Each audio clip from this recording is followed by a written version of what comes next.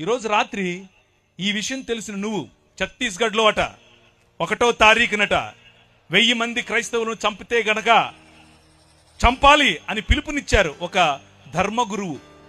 ధర్మప్రభువులు చంపడమే తెలుసు. ఈ రాజు, నీ రాజు, ఈ రాజుకు చంపటం కాదు, కమ్ రా అని మరణాన్ని ఆలింగనం చేసుకోవటం నేర్పించాడు. హల్లెలూయా. ఏం ఆలింగనం చేసుకోవటం నేర్పించాడు? మరణాన్ని ఆలింగనం చేసుకోవటం నేర్పించాడు. ఎందుకో తెలుసా?